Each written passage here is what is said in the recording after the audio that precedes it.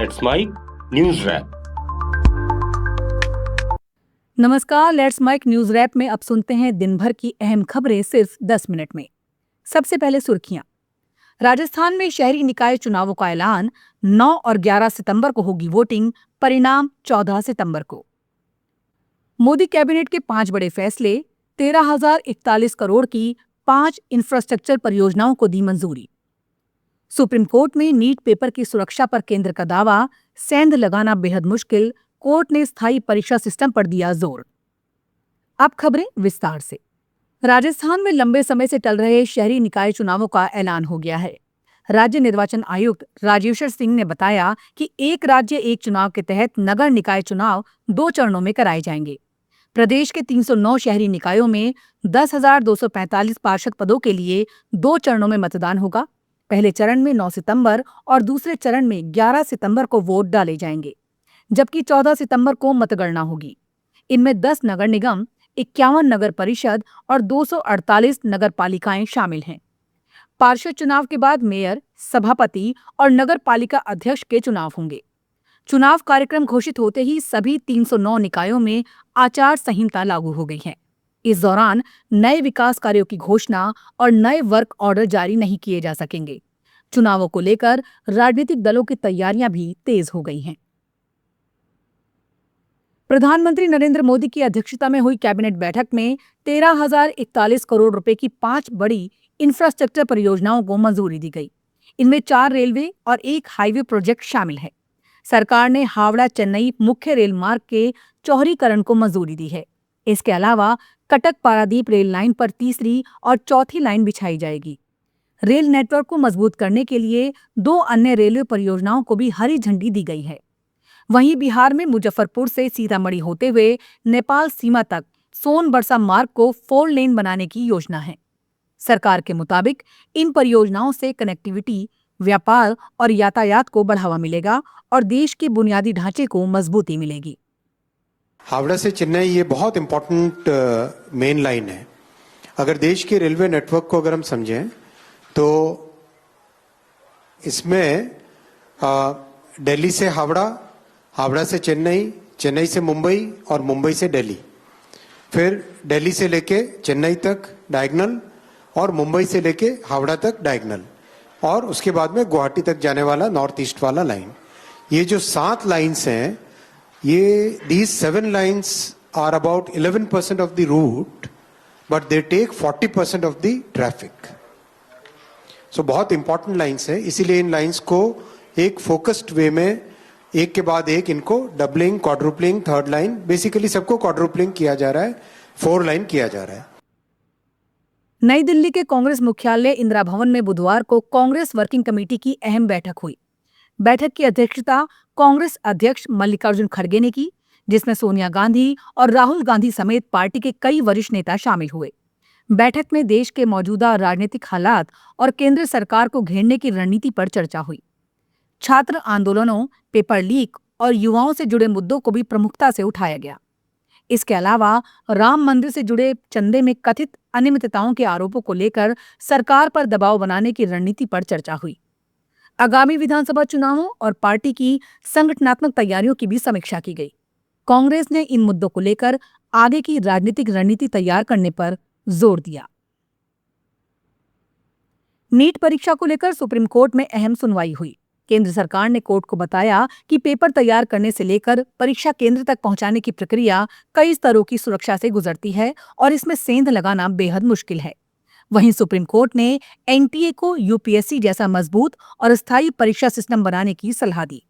Court ने नई तकनीक की जानकारी रखने वाले अधिकारियों को शामिल करने और अनुभवी अधिकारियों के बार-बार तबादले से बचने पर जोर दिया।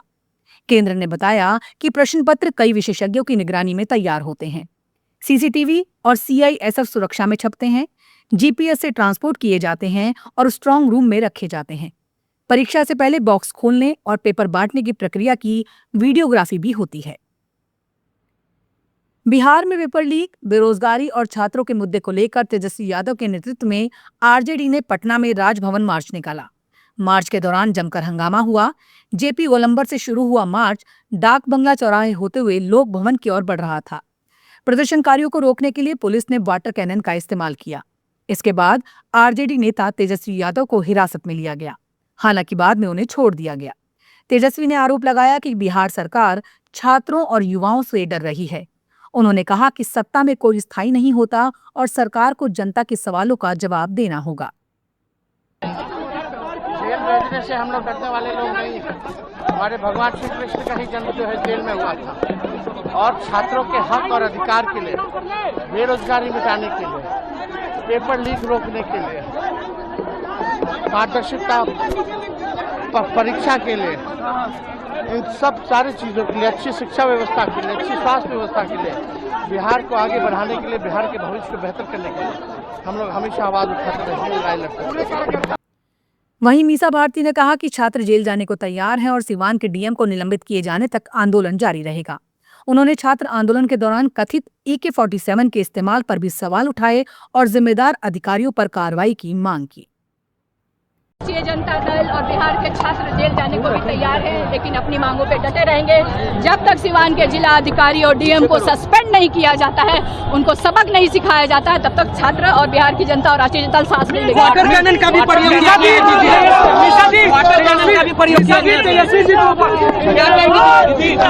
वाटर कैनन का भी प्रयोग किया गया। ये तो बहुत छोटी बात है। क्या पता अगले आप कुछ दिन में देखें कि यहाँ पे बंदूकों का भी इस्तेमाल ये बिहार सरकार न करा दे। उधर झारखंड में जेपीएससी और जेएसएससी भर्ती परीक्षाओं में कथित धांधली और अनियमितताओं के खिलाफ कई दिनों से चल रहा छात्रों का आंदोलन फिलहाल खत्म हो गया है। इससे एक दिन पहले देवेंद्र नाथ गुट ने भी प्रदर्शन खत्म कर दिया था।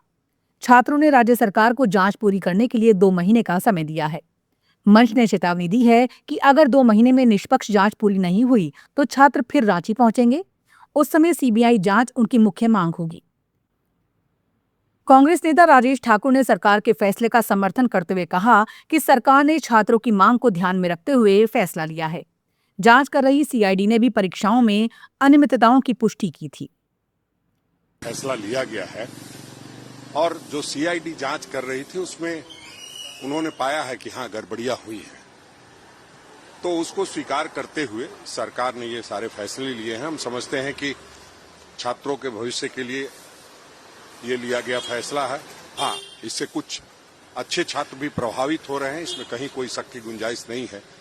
लेकिन जो परिस्थितियां बनी हुई थी और जिस तरह से लगातार पिछले 25 वर्षों से वहां सवाल उठ रहे थे, उसमें जो सीआईडी ने कहीं न कहीं फाइंडिंग्स दी है, उस पर सरकार ने निर्णय लिया है। और हम समझते हैं कि जो आदरणीय राहुल गांधी जी ने स्पष्ट शब्दों में कहा था कि छात्रों को न्याय मिलना चाहिए, तो उस निमित्त जो अब तक छात्रों ने मांग की थी उसको लगभग। वहीं दूसरी तरफ भर्ती परीक्षाएं रद्द किए जाने के विरोध में बड़ी संख्या में सफल अभ्यर्थी सचिवालय परिसर में पहुंच गए, जिससे माहौल तनावपूर्ण हो गया। अभ्यर्थियों का कहना है कि उन्होंने योग्यता के आधार पर परीक्षा पास की है और कथित अनियमितताओं में उनकी कोई भूमिका नहीं है। वो खास तौर पर जेएसएससी और सीजीएल परीक्षा रद्द करने का आदेश वापस लेने की मांग कर रहे हैं। कॉकरोच जनता पार्टी के संस्थापक अभिजीत दीपके ने पीएम केयर्स फंड में जमा राशि को ग्रामीण स्कूलों की हालत सुधारने में इस्तेमाल करने की मांग की है। महाराष्ट्र के ग्रामीण इलाकों के स्कूलों के अपने हालिया दौरे पर अभिजीत दीपके ने कहा कि उनकी हालत बहुत खराब है। उन्होंने स्कूल ठीक करो अभियान के तहत ग्रामीण इलाकों में बुनियादी सुविधाओं की कमी का मुद्दा उठाया। दीपके के मुताबिक 31 मार्च 2025 तक पीएम केयर्स फंड में करीब 8,452 करोड़ रुपए जमा थे। अगर इस राशि का इस्तेमाल शिक्षा के बुनियादी ढांचे पर किया जाए तो ग्रामीण क्षेत्रों में स्कूलों को बेहतर बनाया जा सकता है। उन्होंने दावा किया कि करीब 8 करोड़ रुपए की लागत से एक आधुनिक स्कूल बनाया जाए तो इस राशि से 1000 से ज्यादा हाईटेक मॉडल स्कूल तैयार हो सकते हैं। आप सुन रहे थे Let's Mic more than radio. Follow कीजिए हमें हमारे सोशल मीडिया प्लेटफॉर्म्स पर।